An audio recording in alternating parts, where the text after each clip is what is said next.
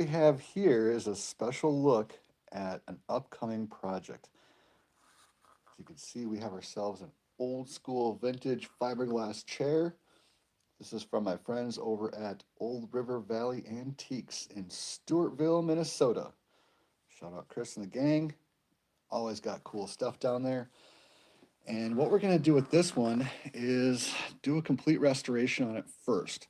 The fiberglass is in actually really, really good shape. It's not damaged at all. And before we go any further, we're going to use our Milwaukee M12 series sander and our Milwaukee M12 series grinder. And we're going to grind this up and put some primer on it. Do a little bit of tune-up work. There's just a little bit of waviness to it. And that's just because this thing is probably, I don't know, 30, 40 years old. It did have a brand manufacturer label on it. Sorry about that. I'm just banging stuff around here. See, we got our 3M abrasives and our SIA abrasives. If you guys don't have one of these Milwaukee M12 DAs, this is probably the biggest game changer tool I have gotten in the last year. It's almost equivalent to like an air sander for like automotive style stuff. And I have abused the living daylights out of this. I did a short review on this, I don't know, 6 months ago, 8 months ago. And ever since then, I've been putting it through its paces. It has 40 grit on it, it has 300 grit on it, it has 600 grit on it. It polishes, it sands, it grinds.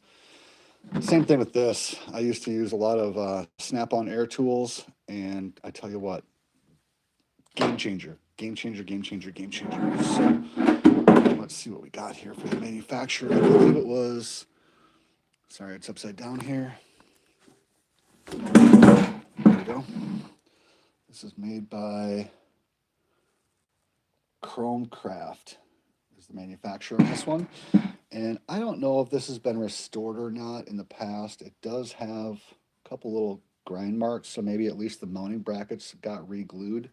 Because I don't think that's factory. Maybe it is. I mean, it's in really good shape if it's this old and it still has, you know, the scuff marks on it. So yeah, that's the game plan. We're gonna, like I said, take this down, get it all scuffed up, put a brand new coat of primer on it, block sand it, get it all perfectly smooth. And then I'm going to be making a mold of this. And you guys will see why I'm going to be making a mold of it shortly. And I'll give you a little bit of hint about what's going on. We're going to do this out of carbon fiber. So that's the game plan. I'm not going to do a whole lot of sanding, a whole lot of grinding today. I'm just kind of giving you guys a sneak peek. I'm going to do a video series on this, so I don't want to go crazy. Hey, everybody in the chat, how's it going? Thank you for stopping by and saying hello. We've got a new project, and I think what I'm going to start with here is our grinder, the Milwaukee M12 3-inch grinder. Milwaukee does not rate this for handling a 3-inch disc. I run 3-inch on it all the time, and I did remove the safety from this, so it actually turns on and off much, much, much easier. And I've got my 3M 36 grit sandpaper.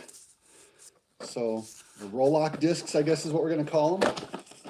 So I'm not turning on any of the fans. I'm not wearing, you know, proper respirator stuff right now. We're just going to do a very, very quick kind of show you guys what we're working with. And I want to see how bad this is going to come apart and see what kind of damage we're going to do to this fiberglass. So let's take a look at it. I'm going to start right here on the edge rest.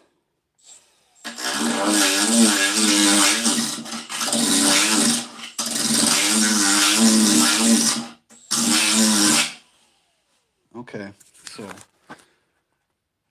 there we go.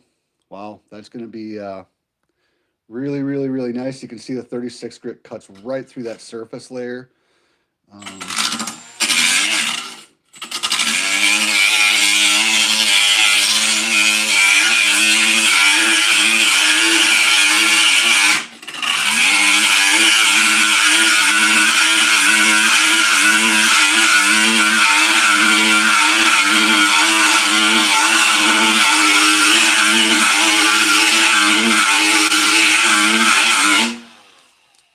Yeah, that's going to be awesome. That's going to be totally awesome. It's going to work great.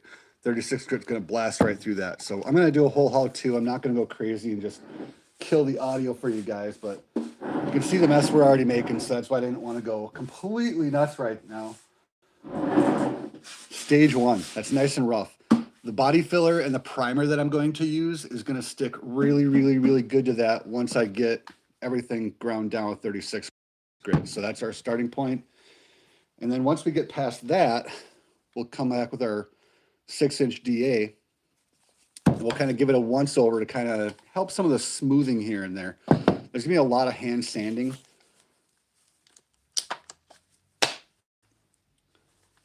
Turn the power on with this thing. Completely variable speed. You can hook up a vacuum to it if you want to hook up a vacuum to it. But same kind of deal with once I get this cut with 36 grit, we'll come back and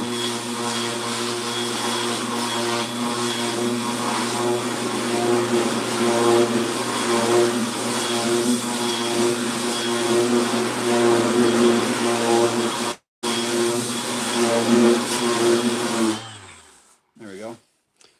That's a 40 grit sandpaper on there right now, and it's just not quite as aggressive as that 36. You can really see those grinder marks.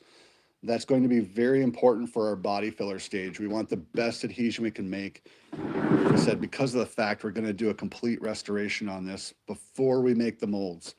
So yeah, this is going to be awesome. I can't wait to get this going. I can't wait to keep you guys up to date with the shorts and all that kind of fun jazz. And then, yeah, there's your sneak peek. It's going to be very, very, very cool when it's done.